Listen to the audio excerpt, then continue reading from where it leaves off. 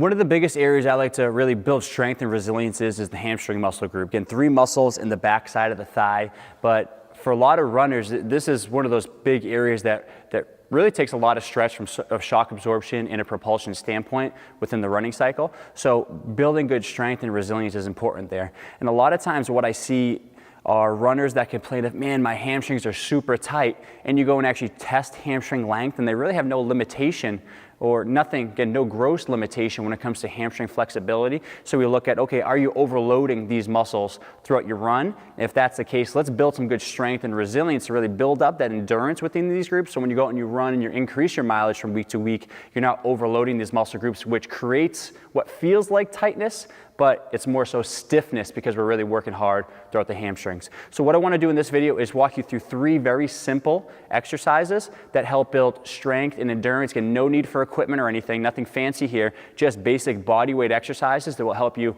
really strengthen the hamstrings. The first exercise in this progression to build hamstring strength and resilience is called the long lever bridge. All this is a hip bridge, but a elongated lever, which means we're straightening the knee to some degree to then target the hamstrings a little bit better. So all you're gonna do for this one, if you lay on your back, I always like to start into this hip bridge position like I'm going to drive up here. Again, here a little more glute focus, a little less hamstring. But as we walk the feet out, I'm going to straighten the legs there somewhat. You have to really decide what works best for you. Some of you will get into a position where you really overly lengthen, feel some cramping in the hamstrings. That's when you have to back the feet up and work your way down week by week or month by month, whatever it takes.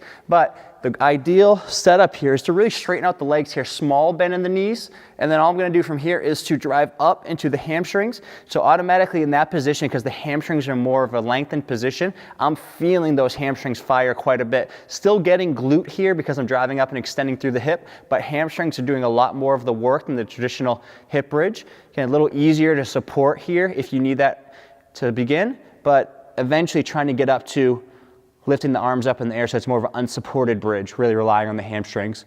So that's all you would do for that first variation, the long lever bridge. The goal on this can start with 3 sets of 30 seconds, building yourself up to 5 sets of 30 seconds, and I think you'll see, again, a lot more strength out the hamstring group with this basic variation.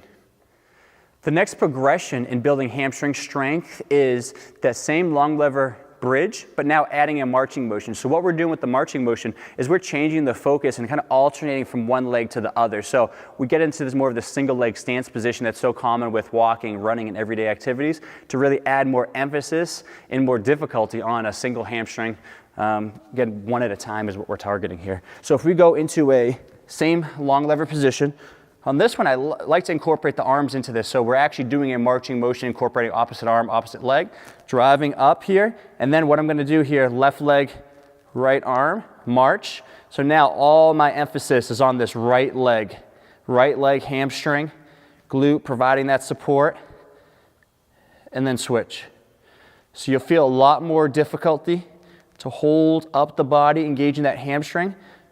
Really increases the difficulty quite a bit, that we can take that hamstring strength and resilience to the next level. So obviously this is not one that you want to jump right into right away. If you're someone that has weakness in the hamstrings or feels that cramping sensation, this is what you want to progress to over about 2 or 3 months, but that is a great next step to building hamstring strength. The next and last exercise in this progression to build hamstring strength is the hip or hamstring walkouts. With this one, we're going into a hip bridge, starting close like your traditional hip bridge, and then walking the feet out step by step. So by doing that, what we're doing is we're really building strength throughout the entire range of motion of that hamstring, from extension, more of 0 degrees, and then as we lengthen that leg out there to that's more of an extended position.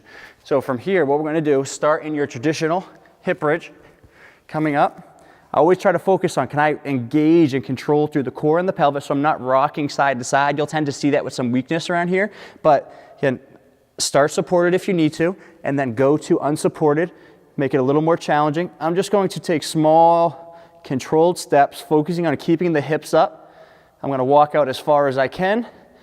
So I'm still switching from one leg to the other leg, still getting that single leg emphasis like the long lever bridge with the marching, but I'm changing the angle and the length, angle of the knee joint, length of the hamstring to challenge that hamstring throw out a greater motion. Okay? What you'll notice at first, some people have a lot of difficulty, start here and then really get to about here and have trouble. Again, with the long levered bridges, if you're using those as the foundation of the building blocks to this hamstring walkout, you should be pretty successful within this position, always making sure the hips stay up and you're really able to walk out step by step to lengthen that hamstring with the strengthen simultaneously. So those are the 3 very simple drills you can incorporate at home to really build strength and resilience in the hamstring group. And if you notice you have what you think is weakness or tightness that really comes on after your runs or in response to activity, I really recommend taking a solid 2 to 3 months and progressing through these variations and these progressions, because with that you'll build better strength, which should translate to more resilience, more endurance in this muscle group to help prevent fatigue and tightness when you get into your runs. If you have any questions, feel free to reach out, and I hope you enjoyed this video.